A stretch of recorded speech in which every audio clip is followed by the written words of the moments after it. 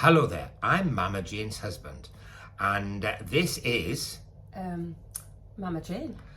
It's been so long since we've done a video that she's almost forgotten. Forgotten who I am.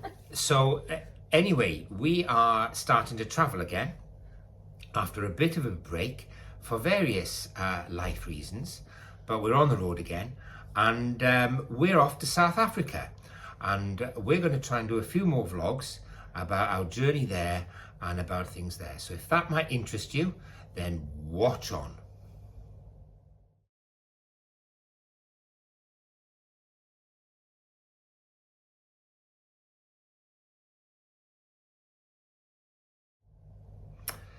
So, well, later today we are flying out from Heathrow Terminal 5 to Cape Town, and we've got to Heathrow in a bit of an unusual way for us, haven't we?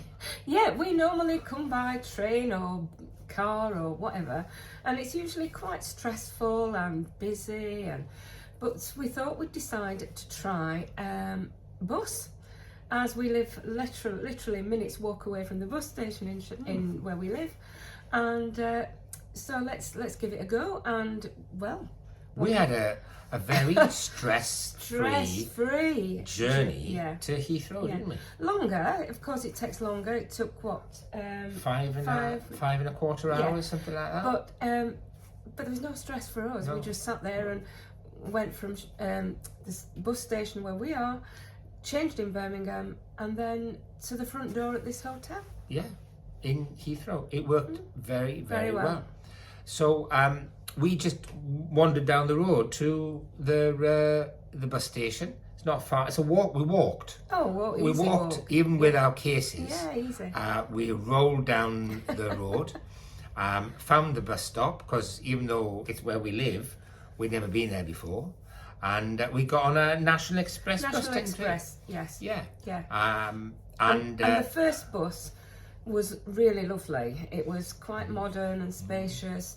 Now the second one from Birmingham was fine, absolutely fine, but smaller, more cramped. Shall I say more cramped? Yes, I would say more cramped. But still very nice and no hassle. Yeah. For a bigger guy like me, a fat bum like us, it was a little close, but even so, it wasn't. No. Yeah. I was glad I'm only doing 2 and a bit hours on it. Yeah. 4 and a bit hours might not have been so good. And have to say that all the staff was fine, were really great. Birmingham bus station, it's a really big National Express, must be some sort of hub, and all the buses come in, they've got their own bays, a bit like an aeroplane, but much smaller. You come in through your own entrance, and then you just have to wait for your changeover bus to be announced, and it announces a gate, and you go down to that gate and you get boarded on. Yeah, very organised. But beware, you have to pay 30p for a P, or indeed anything. So always make sure if you're in Birmingham bus station, you've got cash. If not, you have to queue and use the disabled. It's got a few places to buy some food. I did a couple of coffee shop places, although Starbucks, when we were there, was closed. Which there you go. If you're a Starbucks fanatic, you'd be disappointed at that. But it all went swimmingly well, and as you get in on everything's electronic. You buy your tickets beforehand, and then you scan on the bus. They are very strict about your baggage allowance, so if you've got more bags than you have, they will charge you extra. It's cheaper to pre-buy them online. And then when we left Birmingham, it called...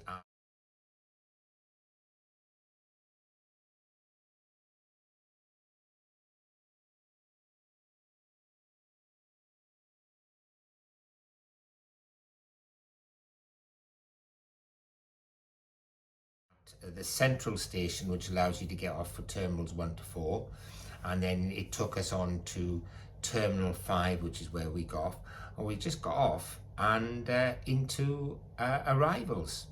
And well, it's quite a nice little arrivals place as well at Heathrow Terminal 5. A couple of coffee shops there. Yeah.